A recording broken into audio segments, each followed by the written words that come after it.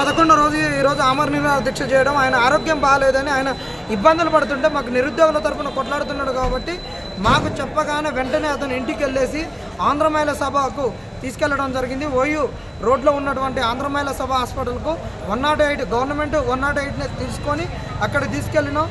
అక్కడ ఆయనకు primary aid చేస్తుండగానే అతనికి మాట కూడా సరిగ్గా రావట్లేదు. అప్పటికి 2 ఎస్ఐలు వచ్చి ఇది ఓన్లీ మెటర్నిటీకి సంబంధించి ఎక్కువ ఉంటుంది, ఇతన్ని ఇక్కడ నుంచి తీసుకెళ్ళని చెప్పేసి ఫోర్స్ఫుల్గా తీసుకొచ్చారు. కానీ ఇక్కడికి తీసుకొచ్చి అర్ధగంట అవుతుంది. ఇగో ఇక్కడనే అంబులెన్స్ ఉన్నది, నిమ్స్లోకి వెళ్ళి మంచిగా దొరుకుతాయని చెప్పారు. ఈరోజు ఇప్పుడు ఇంతకు వచ్చినా కానీ నిమ్స్లో అర్ధగంట అవుతున్నా కానీ మంచాలు దొరకట్లేమంటున్నారు. ఆయన ఒక విఐపి పర్సన్, ఇంత నిరుద్యోగుల గురించి ఇంత కొట్లాడుతుంటే 11 రోజులు హంగర్ స్ట్రైక్ చేస్తుంటే కూడా అతనికి కూడా మంచాలు ఇవ్వట్లేదంటే ఎంత దయనీయమైన స్థితిలో ఈ ప్రభుత్వం ఉందనేది చూసుకోవాలి. మరి నిరుద్యోగులు ఒక్క నుంచి చనిపోతుంటే కూడా వీళ్ళు ప్రభుత్వం నిమ్మకు నీరెత్తినట్టు ఉండి చనిపోమంటున్నారు. మరి నిన్న ఈ రేవంత్ రెడ్డి గారు ఏమన్నారంటే నిరుద్యోగుల పక్షాన నిరాహార దీక్ష చేస్తుంటే ఒక దళితుడు పక్క జర్సన్ గారు ఆమరణ నిరాహార దీక్ష చేస్తున్నాడు. రేవంత్ రెడ్డి ఏమన్నాడు, నువ్వు హరీష్ రావు కేటీఆర్ మీరు వచ్చి ఆమరణ నిరాహార దీక్ష చేరి మీరు సచ్చుడా లేకుండా నోటిఫికేషన్ వచ్చుడు అన్నారు. మరి నువ్వు ఆ రోజు బక్క జర్సన్ దళితుడిని చంపాలనుకున్నావా? చంపాలని పోలీసు వాళ్ళని తీసుకొచ్చి ఆ నుంచి ఫోర్స్ఫుల్గా తీసుకొచ్చి ఇంకా అర్ధగంట అవుతున్నా మేము రాలేదన్న. వాళ్ళు ఫోర్స్ఫుల్గా ఇది పోలీసు వాళ్ళు 2 వచ్చారు, ఎస్ఐలు వచ్చారు. అక్కడ మేము ఉన్నాం, విద్యార్థులు నిరుద్యోగులు ఉన్నాం. ఇక్కడ నుంచి వద్దు, మాకు ఇక్కడనే సెక్యూర్ అని చెప్పినాం. అంటే ఇక్కడ ఓన్లీ మెటర్నిటీ అన్నారు.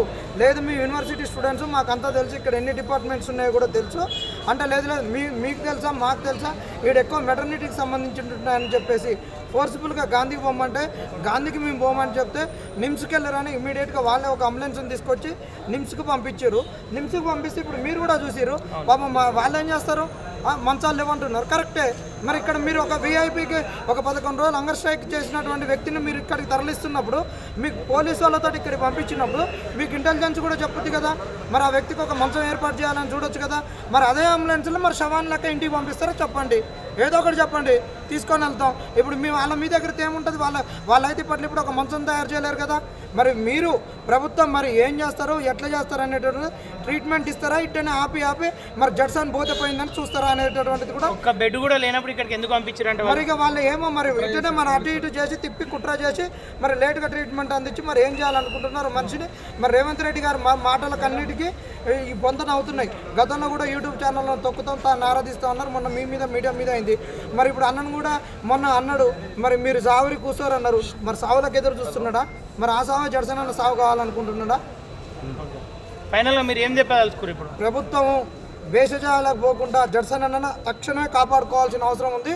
ఒకళ్ళను మేము ఆడ జోలే పట్టుకొనైనా మేము ట్రీట్మెంట్ చేయించుకుంటున్నాం. మీ వల్ల కాదంటే చెప్పారు మాకే, మేము మిమ్మల్ని వచ్చి ట్రీట్మెంట్ చేపియమని అడగలేదు. మీ వల్ల కాకుండా మీరు వదిలిపెట్టరు, మా నాన్న మమ్మల్ని వదిలిపెట్టండి. మాకు నోటిఫికేషన్ ఏది ఇవ్వట్లేదు. ఆయన అడిగిన డిమాండ్ నెరవేర్చలేదు. ఆయనను కాపాడుకున్న బాధ్యత మాది.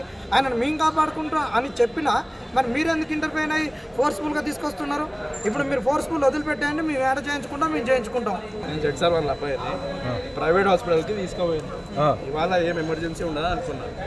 ప్రైవేట్ హాస్పిటల్కి తీసుకుపోతే ఆ నల్లకుంట ఎస్ఐ ఎవడో వాడు ఈడికి పంపించిండు. ఆ నల్లకుంట ఎస్ఐలు ఎవరు, మీరు ఎస్ఐలు అది మర్చిపోకండి. ఈడికి పంపించారు. ఇక్కడ బెడ్స్ లేవు.